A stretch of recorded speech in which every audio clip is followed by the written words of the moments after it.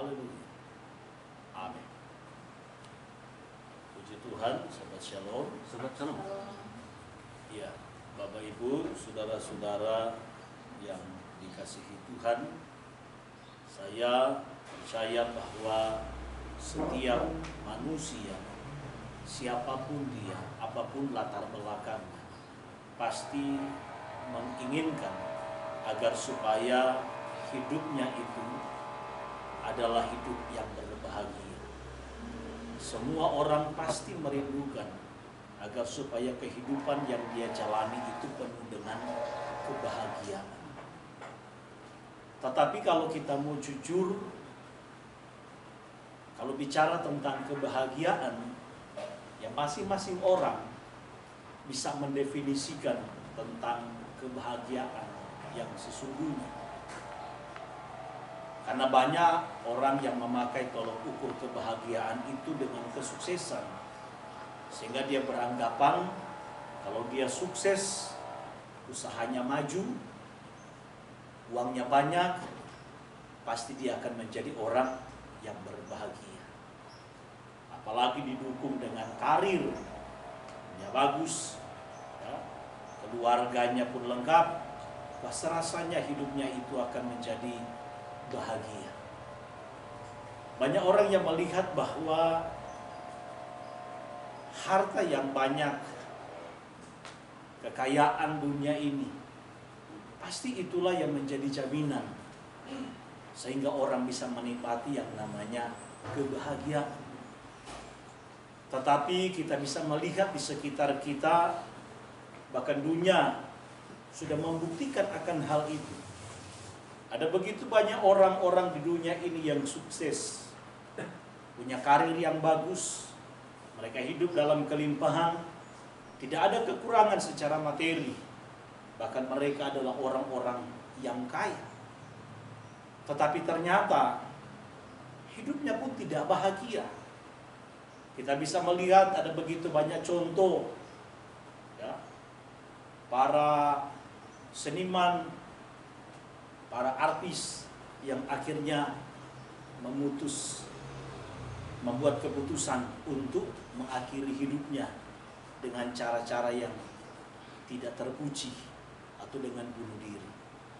Padahal mereka sukses, karirnya bagus, uangnya banyak, kekayaannya banyak, tetapi mengakhiri hidup dengan sangat tragis.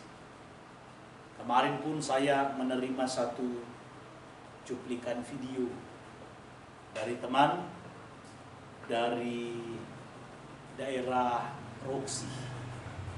Kejadiannya siang-siang. Dalam video itu diperlihatkan bagaimana suami istri itu mereka loncat dari apartemen, gak tahu dari lantai berapa. Wah, bunyinya saudara mengerikan. Gerak. Jadi jatuhnya itu dari atas. Pertama suaminya dulu yang lompat. Jadi karena langsung meninggal, orang-orang sibuk, biasalah.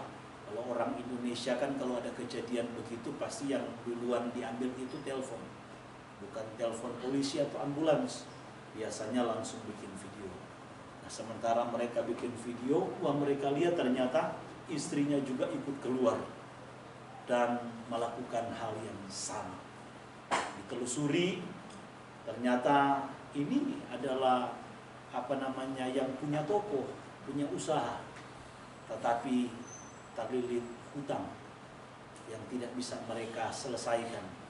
Akhirnya memilih untuk mengakhiri hidupnya dengan begitu tragis. Memang berpulang lagi kembali kepada soal masalah pemahaman, soal pengajaran, soal keyakinan. Kita tahu bahkan ada satu aliran, ya, bahkan aliran ini pun memang tidak mau disebut Kristen, bahkan dalam kelompok kekristenan sendiri lebih dikenal dengan sekte. Ya. Bahkan ada satu aliran yang juga mungkin punya kitab suci yang sama, ya, dengan orang Kristen, terdiri dari perjanjian lama dan perjanjian baru, ya. Hanya mungkin istilahnya ada sedikit yang berbeda, ya. Mereka punya keyakinan bahwa orang-orang yang mati tidak di dalam Tuhan Yesus, ya, tidak di dalam Yesus, ya, maka mereka tidak akan menikmati yang namanya dunia yang baru. Dunia yang baru yang mereka pahami bukanlah seperti yang kita pahami, bahwa dunia yang lama ini tidaklah kekal. Dunia yang sekarang, bumi yang sekarang ini satu waktu akan dihancurkan oleh Tuhan sendiri. Lalu kemudian Tuhan sediakan atau muncullah, turunlah langit dan bumi yang baru, yang kita kenal dengan Yerusalem baru. Tetapi aliran ini tidak meyakini akan hal itu. Jadi yang mereka pahami dunia yang baru itu seperti peristiwa air bah yang dalam parasa-parasa yang kita sudah lewati. Jadi yang dibaharui itu adalah isi dunianya. Jadi manusia yang jahat itu dibersihkan, ya, bahkan segala sesuatu yang sudah tidak baik itu dibersihkan. Lalu kemudian muncullah, terciptalah, terbentuklah, hadirlah satu keadaan bumi yang baru, dunia yang sudah dibaharui, ya. Nah, dalam keyakinan, dalam pemahaman aliran ini, bahwa orang-orang yang mati di luar Yesus itu mereka mati sudah selesai. Jadi hidup itu hanya sampai di mati saja, ya. Mereka tidak pernah meyakini yang namanya penghukuman atau namanya penyiksaan. Tidak ada di dalam kamus mereka, di dalam pemahaman mereka ada yang namanya neraka penyiksaan atau neraka penghukuman. Nah, tentunya berbeda dengan kita, saudara. Kalau memang hidup itu hanya sampai di mati saja, mungkin banyak orang juga, ya, orang Kristen yang memilih mengakhiri hidup yang sama. Tetapi yang menjadi persoalannya, saudara, di dalam keyakinan kita, di dalam kitab suci kita, bahwa ada yang namanya penghakiman, ada yang namanya arasti putih, ada yang namanya pengadilan takhta putih, di mana masing-masing orang akan mempertanggungjawabkan segala perbuatannya kepada Tuhan. Apa yang dia kerjakan, apa yang dia lakukan selama dia ada di bumi. Sehingga orang-orang yang ada di dalam Yeshua, mereka yang beriman kepada Yeshua, yang hidup melakukan apa yang dia firmankan, mereka akan memperoleh kehidupan yang baru, kehidupan yang kekal, kehidupan yang penuh dengan kesukaan dan kebahagiaan.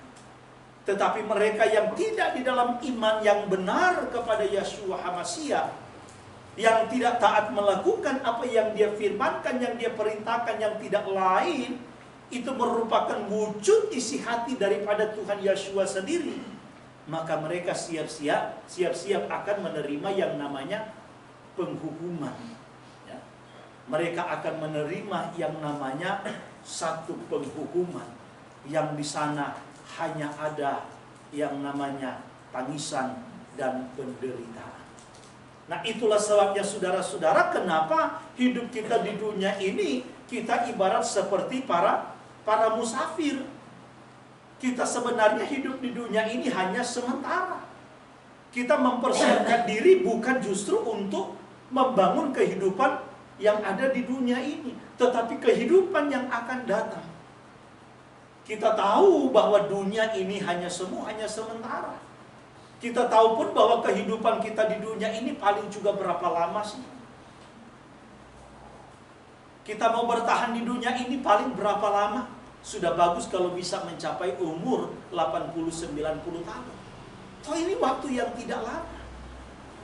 Kita tahu pun bahkan kalau kita mati pun kita tidak akan membawa apa-apa. Apa yang kita kejar selama kita ada di dunia, apa yang kita perjuangkan, itu tidak akan kita bawa ketika kita mati. Kita tahu betul bahwa sesungguhnya apa yang kita kejar di dunia ini hanya bersifat sementara. Kalau kita bicara hal-hal lahiriah, yang kita sedang perjuangkan bukan untuk hidup kita yang sementara ini, Yang kita sedang perjuangkan ini bukan hidup yang semu ketika kita ada di dunia, tetapi untuk hidup yang akan datang, kekal selama-lamanya. Di sana tidak ada lagi penderitaan, bahkan maut tidak berkuasa lagi. Inilah saudaraku yang menjadi kerinduan kita bersama. Sehingga kalau toh memang semasa kita hidup di dunia ini memang tidak lepas dan luput dari yang namanya kesulitan. Tetapi kembali lagi kalau kita mau berbicara yang saya katakan tadi tentang sumber kebahagiaan. Kalau saya baca saudaraku definisi kebahagiaan dari Kamus Besar Bahasa Indonesia, apa sih yang ditulis di sana? Apa sih yang dijelaskan di sana? Kamus Besar Bahasa Indonesia menjelaskan bahagia itu adalah suatu keadaan atau perasaan senang. Perasaan senang dan perasaan tentram. Ya. Bebas dari segala yang menyusahkan. Itu definisi dari kebahagiaan yang ditulis oleh Kamus Besar Bahasa Indonesia. Yang tentunya yang membuat kamus ini, yang memberikan definisi-definisi ini pun bukan orang yang sembarangan.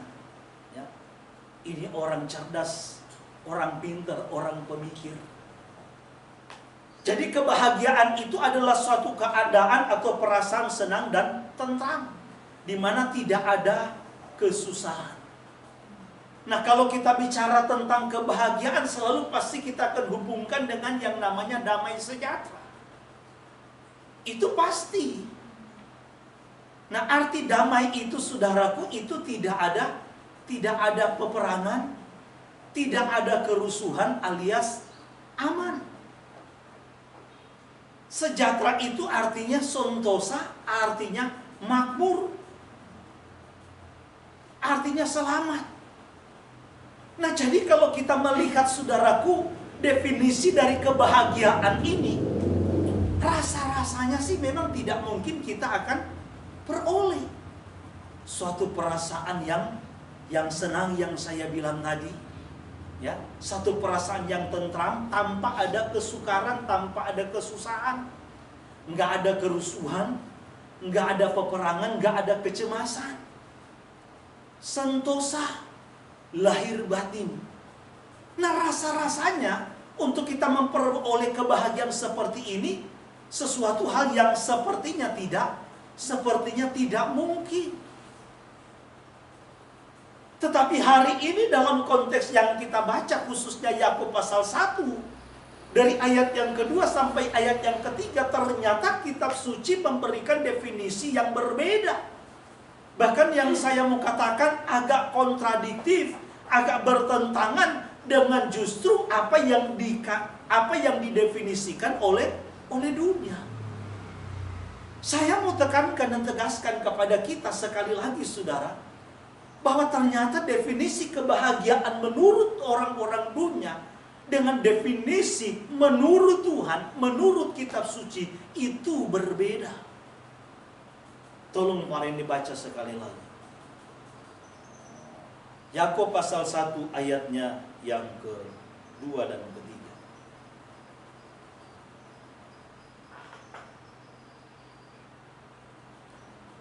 Saudara-saudaraku, anggaplah sebagai suatu kebahagiaan apabila kamu jatuh ke dalam berbagai-bagai pencobaan. Sebab kamu tahu bahwa ujian terhadap imanmu itu menghasilkan ketekunan. Sampai di situ dulu. Kita lihat bahwa apa yang dikatakan Yakub 1 ayat yang kedua, bagaimana Yakub sendiri menjelaskan, anggaplah katanya suatu kebahagiaan apabila kita justru menghadapi berbagai macam yang namanya kesulitan. Yang jadi pertanyaan bagi setiap kita, bagaimana mungkin kita bahagia ketika kita menghadapi masalah? Kan ini sesuatu yang sepertinya agak kontradiktif dengan definisi orang dunia. Orang dunia itu bahagia kalau dia punya kelimpahan, dia punya karir yang bagus, dia punya materi, punya kekayaan, dan yang lain-lain.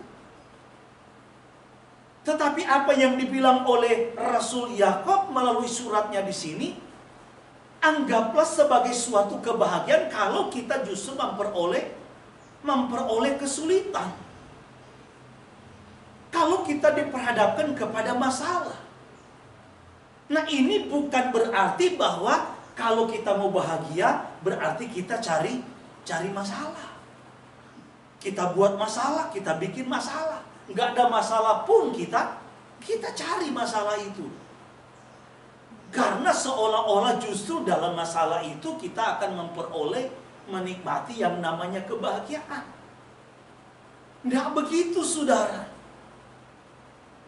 Tetapi yang mau ditekankan oleh Rasul Yakub melalui suratnya di sini adalah justru bagaimana sikap hati kita, bagaimana respon kita, bagaimana cara memandang kita terhadap yang namanya persoalan.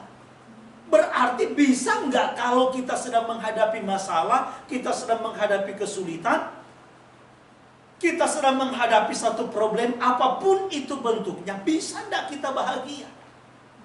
Nah, firman Tuhan menekankan kita bisa menjadi orang yang berbahagia. Kita bisa menjadi orang bahkan yang paling berbahagia dalam hidup ini. Sekalipun kita diperhadapkan kepada berbagai macam kesulitan.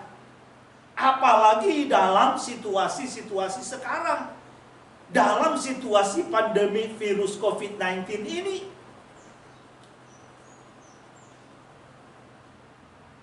Jangankan kita bicara keluarga person.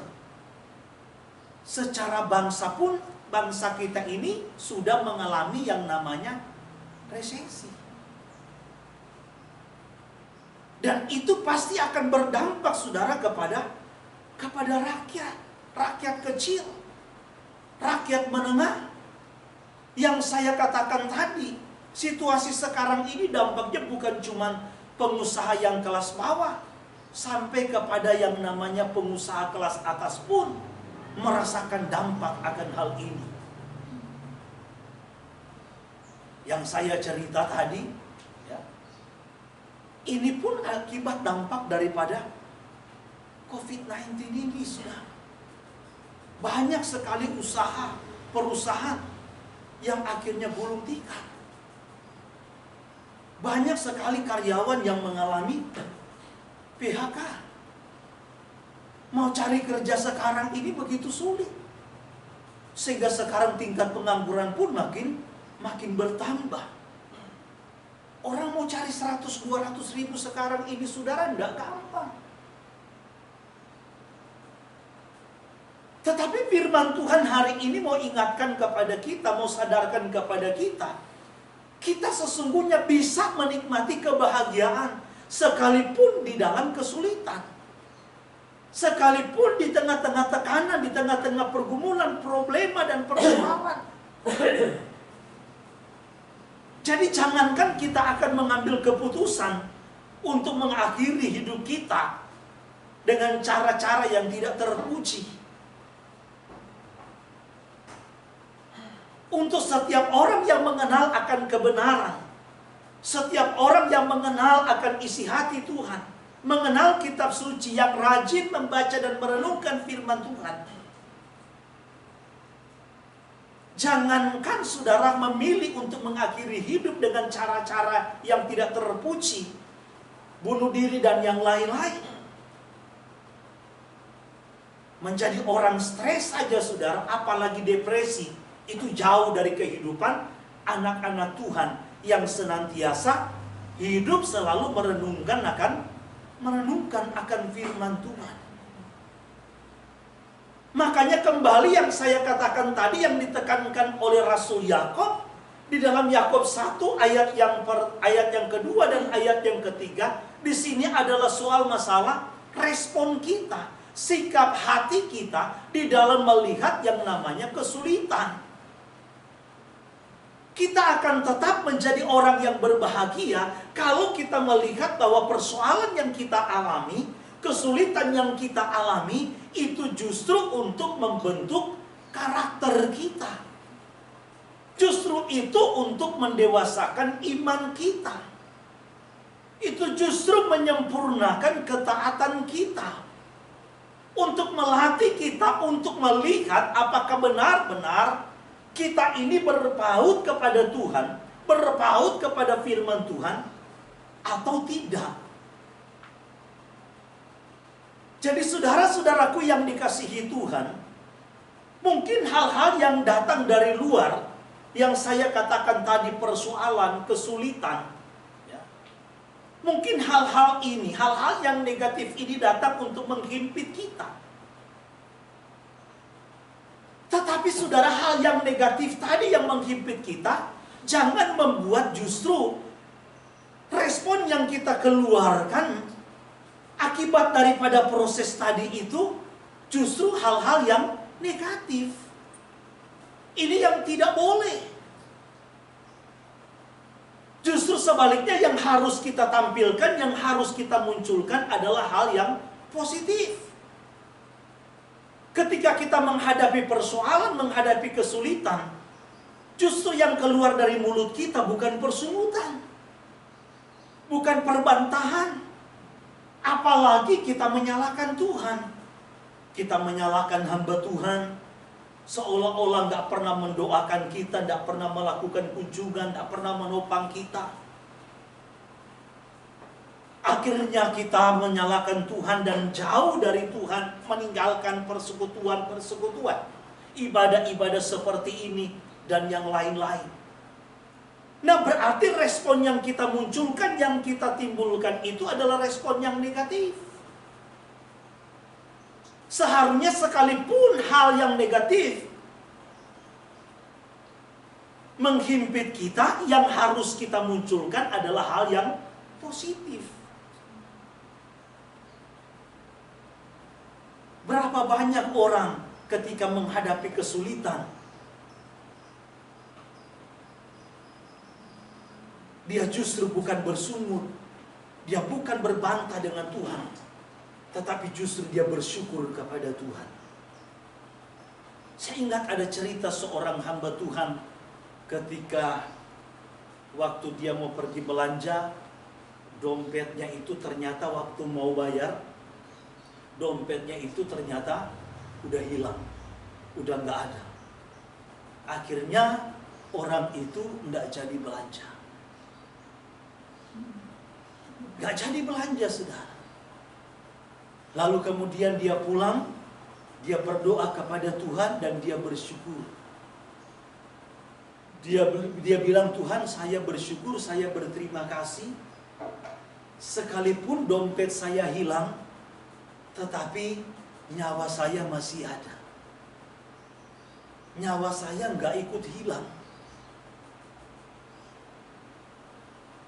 Yang kedua, dia bersyukur, Tuhan, saya bersyukur karena saya baru kali ini kehilangan dompet.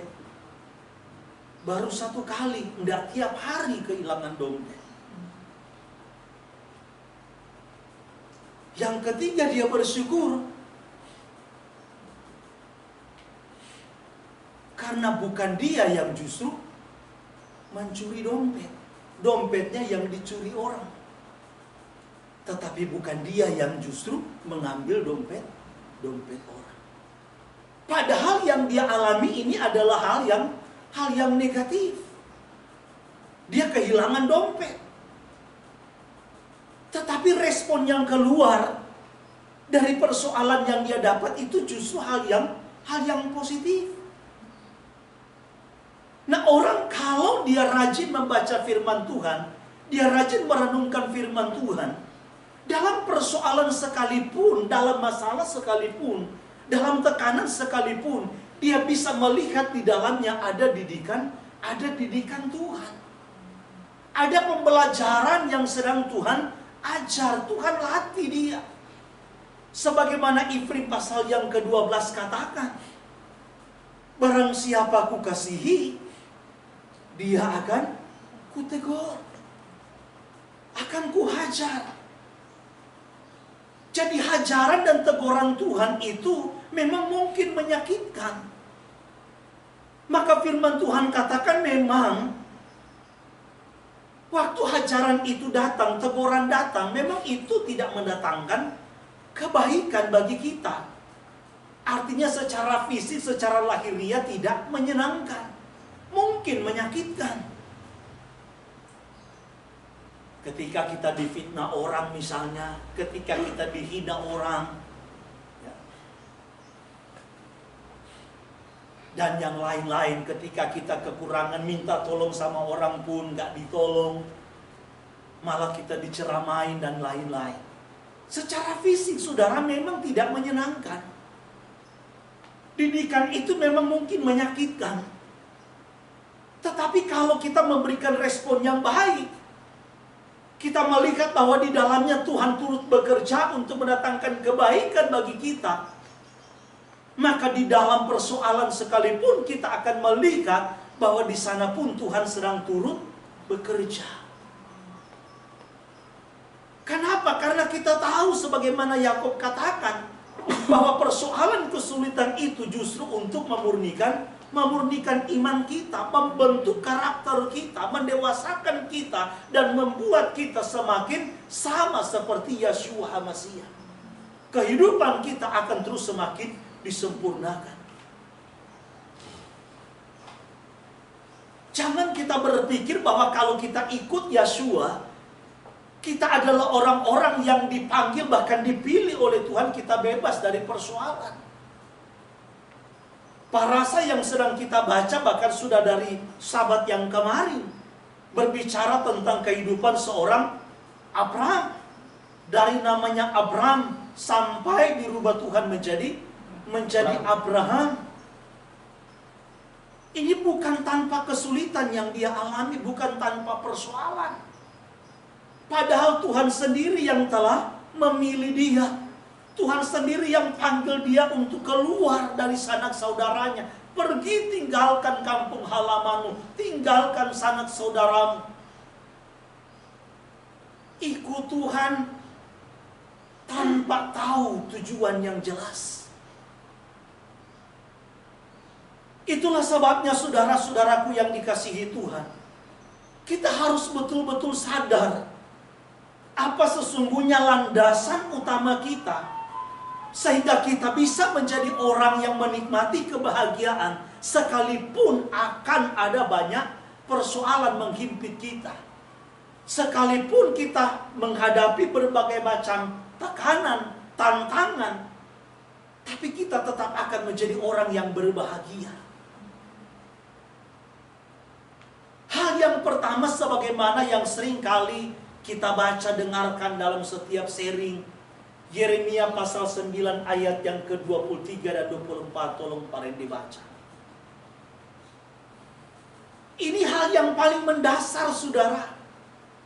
Kita harus kenal siapa Tuhan yang kita ikuti, siapa Tuhan yang telah memanggil dan memilih saudara. Sama seperti Abraham.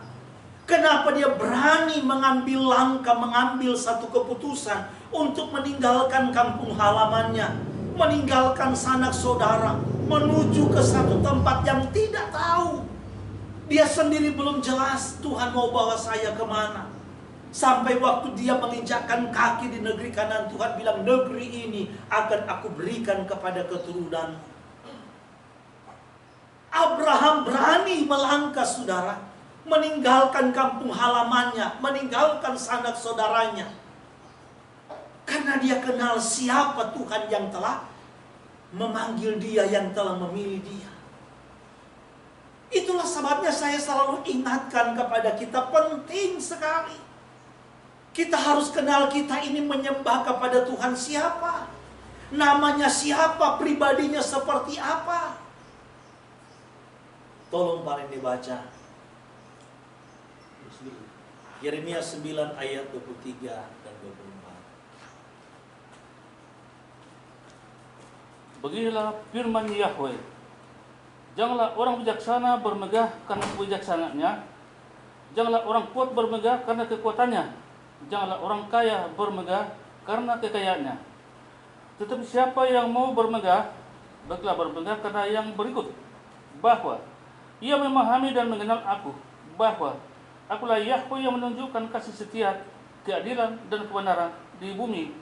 Nah, saudara-saudaraku yang dikasihi, jadi dari ayat ini kita bisa lihat bersama bahwa landasan utama kita untuk kita bisa menjadi orang yang berbahagia sekalipun di tengah-tengah tekanan pergumulan dan persoalan, karena kita memahami dan mengenal siapa Tuhan yang disembah Abraham, Yitzhak, dan Yakub, Tuhan yang kita sembah. Jangan pernah meletakkan, jangan pernah menggantungkan kebahagiaanmu kepada materi, kepada ketenaran kita, kepada jabatan kita. Jangan pernah menggantungkan pengharapanmu kepada kesuksesanmu, kepada kekayaanmu. Jangan, saudara. Ketika engkau menghadapi persoalan, ketika engkau menghadapi kesulitan, ketika Tuhan mengizinkan hal itu terjadi, maka engkau akan kehilangan kebahagiaan. Tetapi kalau kita mengenal siapa Tuhan yang kita sembah, siapa namanya, bagaimana pribadinya, bagaimana kuasanya, maka sekalipun kita menghadapi situasi, keadaan, pergumulan, dan persoalan, kita akan tetap bahagia.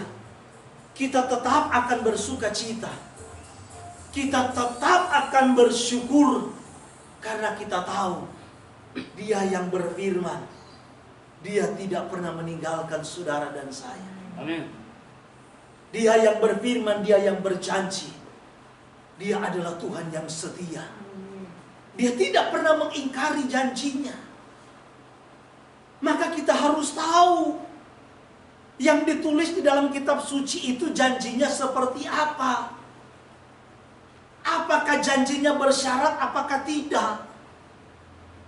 Ada banyak orang Kristen yang terjebak, kecewa kepada Tuhan.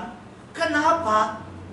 Karena dia tidak menerima, tidak menikmati dan merasakan apa yang dijanjikan Tuhan di dalam kitab suci. Karena dia gagal paham, saudara.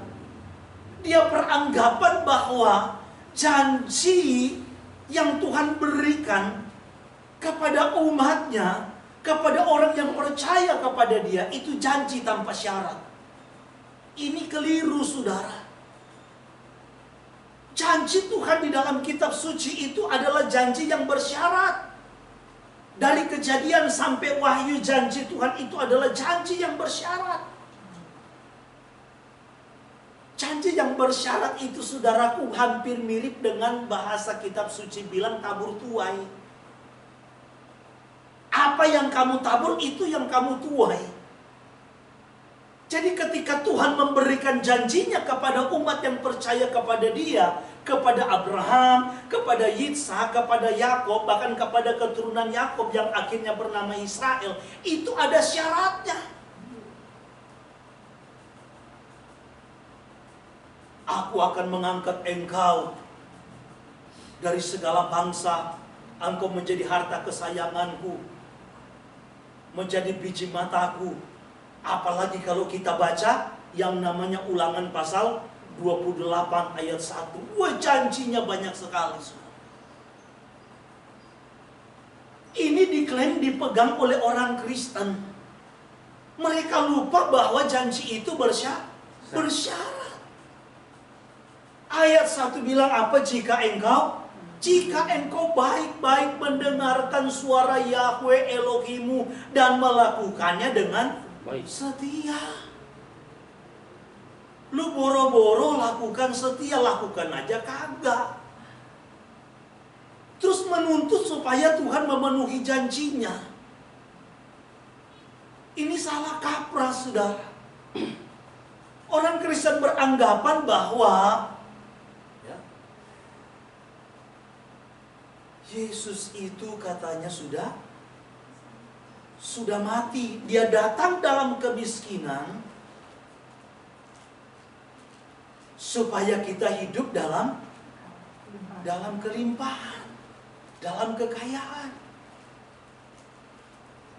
Maka Yesus bilang pencuri datang hanya untuk mencuri, membunuh, dan membinasakan. Aku datang supaya kamu memperoleh hidup dan hidup dalam kelimpahan.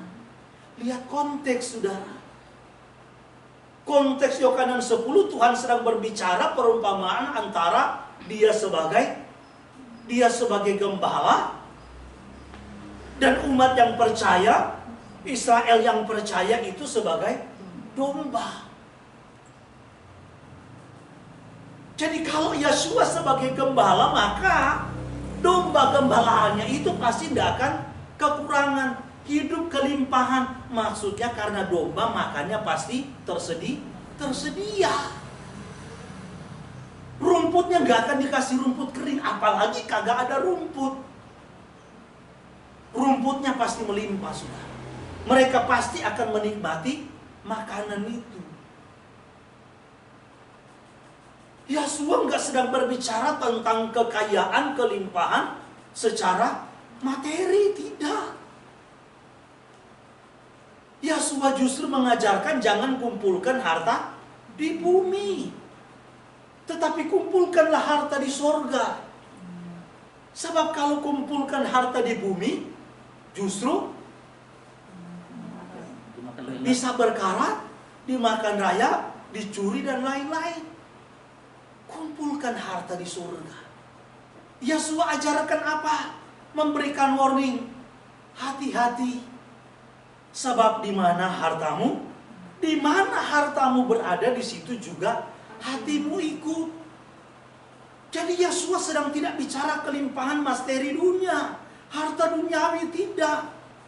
Yeshua tidak sedang mengajarkan kepada umatnya untuk hidup dalam kelimpahan secara materi. Walaupun bukan berarti tidak boleh kita hidup dalam kelimpahan materi, bukan begitu. Tapi bukan itu yang menjadi fokus, bukan itu menjadi target, bukan itu yang menjadi hal yang prioritas. Yeshua bilang kejarlah kerajaan surga, utamakan kerajaan surga dan kebenarannya. Kebenaran tentang kerajaan surga yang memberikan jaminan bagi umat Tuhan supaya mereka menikmati dan memperoleh yang namanya kerajaan surga itu. Itulah yang diutamakan, prioritaskan, kejarkan. Baru yang lain-lain akan menjadi tambahan, menjadi bonus. Jadi kalau kita menjadikan Yeshua sebagai harta kita, kalau kita menjadikan kebenaran itu sebagai harta kita, maka pasti disitulah hati kita akan melekat. Tapi kalau kita jadikan materi itu sebagai harta kita, saudara, apakah itu mungkin mobil, apakah itu investasi kita, usaha kita, rumah kita, dan lain-lain, maka pasti hati kita akan diseret ke sana. Lebih condong ke sana. Yeshua bilang siapa yang mengabdi kepada dua tuan, ya, dia pasti akan tidak mungkin menyenangkan kedua-duanya. Makanya jadikan kebenaran itu, jadikan Yeshua itu sebagai harta yang utama, hal yang prioritas.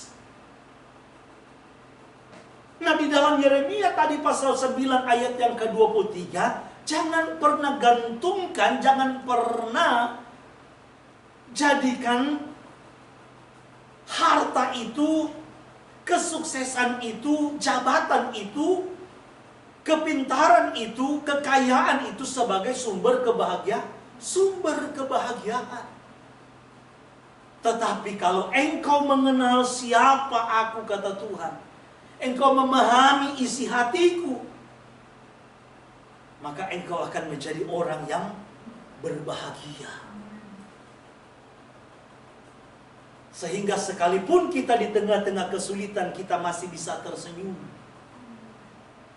Sekalipun di tengah-tengah resesi, tengah-tengah pandemi, kita bisa masih menikmati segala kenikmatan yang Tuhan kasih. Tuh, kalau ikan kakapnya aja kurang gede, apa itu, saudara?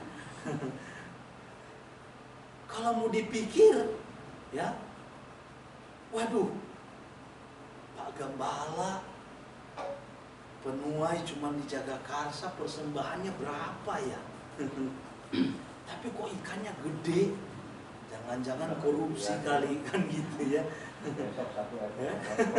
Sampai ekornya setengah dipotong, udah. Saking klewer-klewer begini masalahnya. Ini membuktikan bahwa kita tetap bahagia. Kita tetap menikmati kebahagiaan di dalam Tuhan. Kita tetap menikmati pemeliharaan Tuhan. Karena kita menjadikan Yeshua itu, kebenarannya, firman-Nya itu sebagai harta yang sesungguhnya, harta yang utama. Bayangkan Yeshua semasa hidupnya dia memberikan satu perumpamaan tentang harta terpendam. Bagaimana orang itu rela menjual harta duniawinya untuk memperoleh harta yang tidak ternilai, harta yang terpendam itu, saudara. Seseorang rela berkelana sampai di ujung dunia hanya mencari satu mutiara yang sangat berharga yang tidak ternilai. Nah, kalau kita menganggap kebenaran itu sebagai sesuatu harta yang luar biasa, Yeshua itu sebagai kebenaran yang sesungguhnya, maka kita tidak akan pernah mungkin mengabaikan, kita tidak akan pernah mungkin meninggalkan, bahkan menjual Yeshua dengan kebenaran. Maka hari ini kita harus dengarkan, saudara, sumber kebahagiaan kita yang memberikan jaminan, yang memegang nafas hidup kita, yang mengendalikan hidup saudara dan saya, mencukupkan kebutuhan kita, hanya Yeshua HaMasyiah, yang tidak lain adalah kebenaran itu sendiri. Lihat dan pandanglah dia sebagai sesuatu yang berharga, yang sangat bernilai. Jangan engkau samakan dengan Tuhan-Tuhan yang lain. Jangan engkau samakan dia apalagi dengan hal-hal, dengan materi-materi dunia ini. Jangan. Sehingga engkau begitu cepat berpaling dari dia. Maka Saul pun sempat heran kepada jemaat yang ada di Galatia. Kalau kita baca Galatia pasal 1. Aku begitu heran kok engkau begitu cepat berpaling dari iman yang benar, berpaling dari kebenaran, berpaling dari HaMasyiah Yeshua. Engkau mengikuti itu pengajar-pengajar, pencilat-pencilat palsu dan segala macam penyunat-penyunat palsu. Karena memang banyak, saudaraku, dunia dengan segala keindahan, kegemilangan, kenikmatan coba ditawarkan kepada kita untuk membuat kita jauh dari kebenaran yang sesungguhnya, jauh dari Yeshua, bahkan meninggalkan dia. Maka ditawarkanlah, saudara. Jangan sampai ada anak-anak kita yang meninggalkan kebenaran, meninggalkan Yeshua hanya karena soal masalah pasangan hidup. Jangan cuma karena soal masalah status. Jangan cuma karena masalah materi. Kita tinggalkan Yeshua dengan kebenaran, kita tinggalkan sabatnya, kita tinggalkan perayaannya.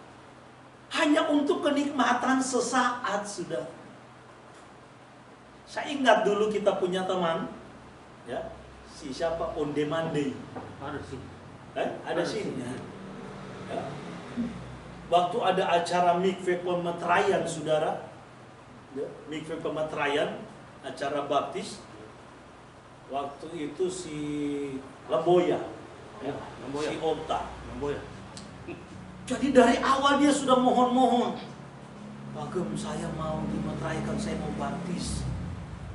Loh, kamu udah benar-benar, udah Yeshua ini udah mantap benar dah. Ini pertarungannya mati. Kalau kamu masih mau pingin menikmati yang dunia, udah dah nikmati dulu, Pak. Maksudnya, enggak, ini udah benar-benar mantap. Kamu memang sudah bawa baju? Belum. Saya bilang, Tanda kamu nggak bawa baju, belum bawa baju berarti kamu belum siap. Bangga kan ada juga tuh di dalam kitab suci katanya kan ada tuh waktu katanya Philip khotbah tentang Yeshua sida-sida. Nah waktu lihat ada air langsung nggak pakai tanya baju. Tapi kamu udah mantap betul. Ini loh konsekuensinya ayat-ayatnya udah mantap. Karena memang bapaknya juga almarhum pendeta juga, saudara. Ya, bahkan waktu mati udah nggak di GPR, sempat di GPR. Ya. Nah jadi akhirnya singkat cerita di mikve Pematerayan. Sabat depan saudara dia nggak datang. Sabatnya lagi dia datang nangis-nangis. Pak Gembala saya mau minta di mikve lagi. Lah kenapa mikve lagi? Saya sudah berpikir bahwa pasti dia sudah jatuh dalam dosa. Ya, karena memang anak muda. Saya pikir pasti ini nggak lain lah dosa zina. Saya bilang ya sudah nggak perlu mikve lagi. Kamu tinggal urusan sama Tuhan, minta ampun sama Tuhan sungguh-sungguh. Sekalipun kamu nggak ada korban lagi, ya udah kamu minta supaya dia berkorban lagi. Karena mau dia turun. Gitu. Enggak bisa saya mikve lagi. Ya. Oh enggak, waktu dia baptis bukan sama Okta, baptis kedua sama Okta. Saya bilang nggak bisa, karena waktu itu ada acara mikve juga. Jadi pada waktu acara mikve di lantai 5, nah orang ini naik lagi, saudara. Loh kamu ngapain lagi? Saya tetap mau minta baptis. Nggak bisa. Jadi akhirnya waktu baptis salah satu jemaat, saya lupa siapa, akhirnya nekat dia turun. Saya bilang ya sudah sekarang, karena udah turun. Sekarang kamu berdoa kepada Tuhan, kamu minta ampun, nah sekarang kamu masuk 7 kali. Tangannya tumpangin sendiri. Jadi saya nggak tumpang tangan, ya, saya suruh dia berdoa minta ampun, saya suruh dia masuk 7 kali. Teringat saya kepada Naaman, walaupun konteksnya beda, ya udah mungkin 7 kali. Sudah 7 kali dia masuk, saudara, 1, 2, 3 sampai 7 kali. Begitu keluar ya sudah selesai. Saya belum katanya, belum tuntas. Nah terus minta apa lagi? Masuk lagi. Akhirnya saya tanya, sekarang begini, karena awal-awal dia nggak mau jujur.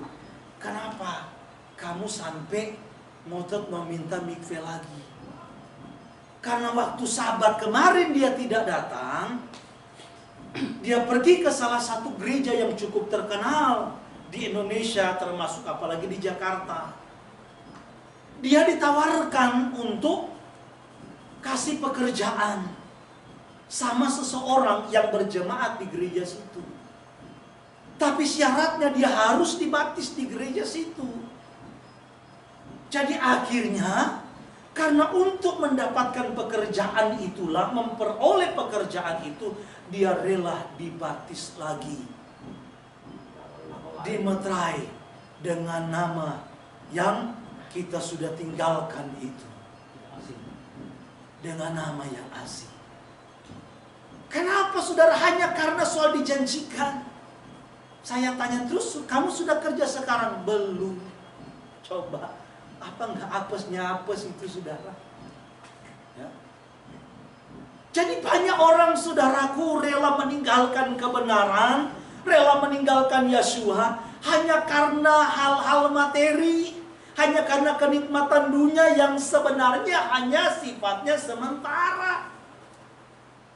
Itu karena sesungguhnya kita nggak mengenal siapa Tuhan yang memegang kendali, yang menciptakan langit dan bumi ini, yang memberikan keselamatan.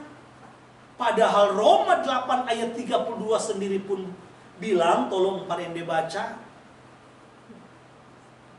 Dalam konteks wujud dia sebagai manusia, Roma bilang apa? Saul bilang, anaknya saja dia kasih kok.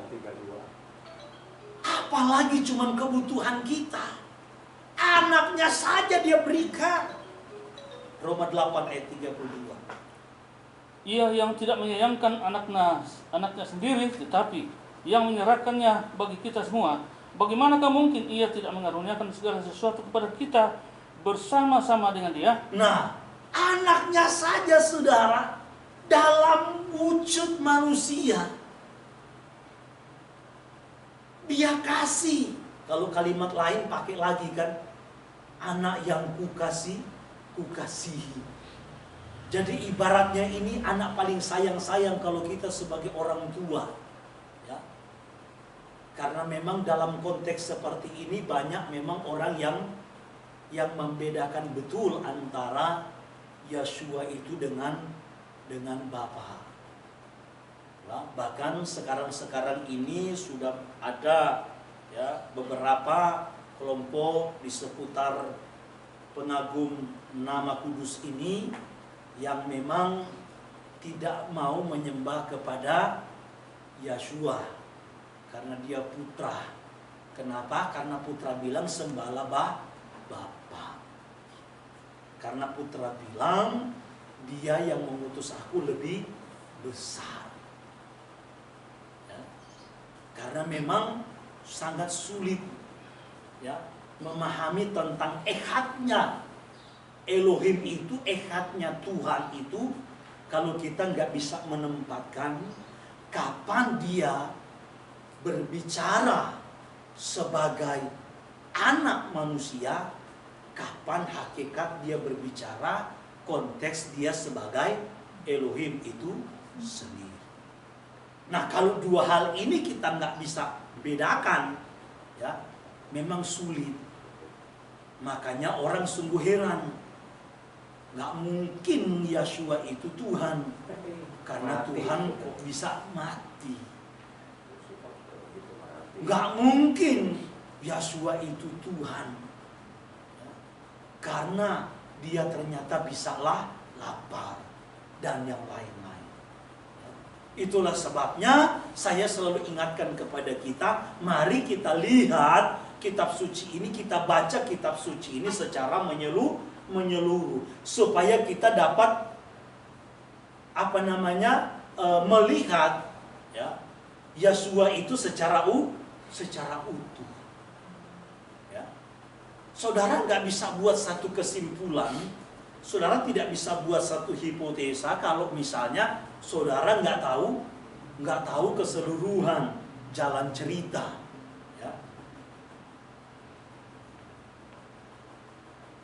Kita bisa buat satu kesimpulan karena kita sudah tahu jalan cerita. Nah, kita bisa ya, menyimpulkan Yeshua itu siapa kalau kita membaca firman Tuhan itu secara keseluruhan. Bukan hanya dari Matityahu sampai kita Wahyu atau Giliana, bukan. Tapi dari kitab Kejadian sampai kitab Wahyu. Ya. Karena memang siapa Yeshua itu sudah dinubuatkan oleh Tanakh, oleh para nabi. Bagaimana lahirnya, dia disebut apa, dan seterusnya. Nah, jadi kembali lagi kepada konteks ini, penting sekali kita mengenal siapa itu Yeshua. Kalau kita mengenal siapa itu Yeshua, dia yang menjadi jaminan bagi kita, maka kalaupun kita diperhadapkan kepada persoalan, kepada pergumulan, kepada masalah, kita tetap akan menjadi orang yang menikmati kebahagiaan. Hal yang kedua yang tidak kalah penting memang, yaitu yang seringkalilah kita bahas, ya. Yang tidak lain adalah mengucap syukur dalam segala hal. Sebagaimana 1 Tesalonika 5 ayat 18 bilang, tolong mari dibaca sekali lagi. Kita harus bisa mengucap syukur dalam segala perkara. Kalau kita tidak bisa mengucap syukur dalam segala perkara, maka tidak mungkin kita akan menjadi orang yang berbahagia. Artinya bukan hal yang baik saja kita mengucap syukur. Bukan hanya dalam kelimpahan saja kita mengucap syukur, tapi dalam kekurangan, dalam kesulitan pun kita harus mampu dan bisa mengucap syukur. Maka kita harus bedakan mana yang namanya kebutuhan, mana yang namanya keinginan. Kalau kebutuhan itu, saudara, itu bicara esensi, itu sesuatu yang wajib dipenuhi. Tetapi kalau yang namanya keinginan itu bersifat pilihan. Ya kalau punya lebih boleh, tapi kalau tidak pun tidak apa-apa. Misalnya kita harus punya makan. Itu wajib, itu kebutuhan, saudara. Harus ada makanan. Itu wajib, itu kebutuhan. Tapi makan harus di restoran mewah, makan harus capcay, makan harus ayam bakar, itu pilihan, itu keinginan. Ya kalau kita punya kelebihan sih boleh-boleh saja. Ya. Maka hal yang ketiga yang paling penting juga di sini selain mengucap syukur dalam segala hal, bagaimana kita selalu bisa mencukupkan diri dengan apa yang ada pada kita. 1 Tesalonika 5 dulu ayatnya yang ke-18, langsung kepada Filipi 4 ayat yang ke-11.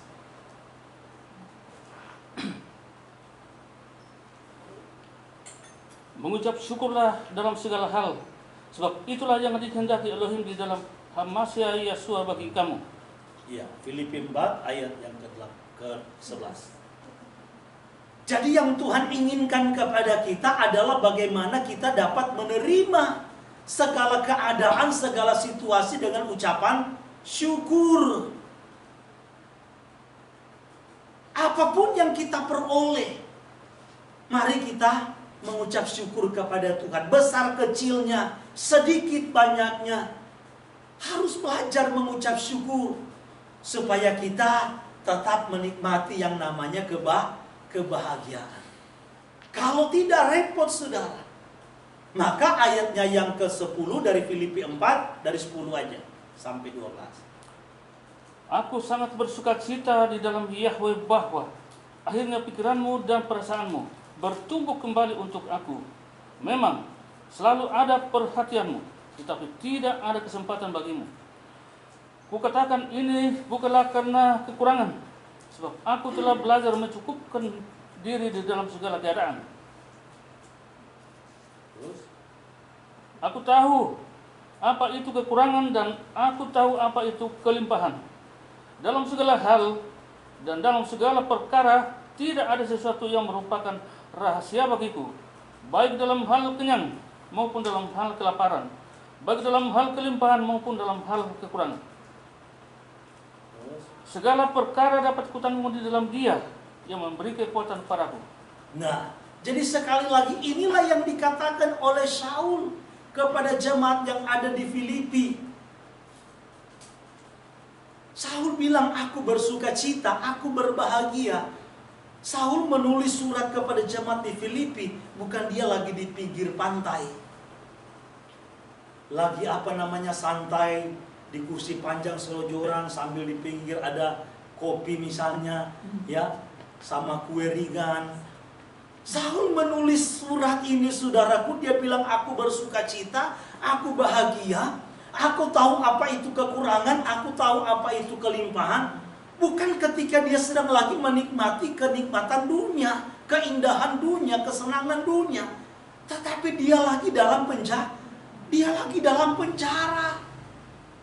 Tetapi karena yang saya katakan tadi, dia mengenal siapa Tuhan yang dia ikuti, siapa Tuhan yang dia layani, siapa Tuhan yang dia ceritakan, yang dia beritakan, yang karenanya dia di penjara. Dia mengenal betul bahwa Tuhanlah yang selalu memenuhi apa yang menjadi kebutuhan dia. Sehingga kadang-kadang ada kelimpahan, tapi kadang-kadang juga ada dalam kekurangan.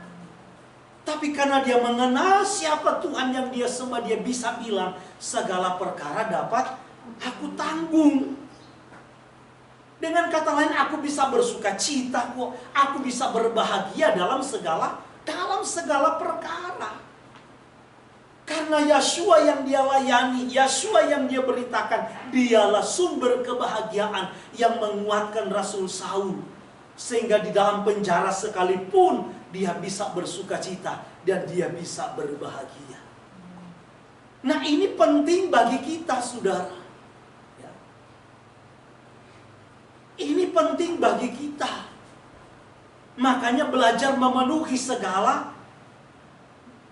penuhi segala kebutuhan kita. Penuhi segala keperluan kita. Berpadananlah dengan apa yang berpadananlah selalu dengan apa yang ada. Kadang-kadang kan kalau kita sering buka namanya IG, banyak sekali tawaran-tawaran di situ. Ya, kita buka Facebook, lihat si ini lagi pamer ini, pingin juga kita kan begitu.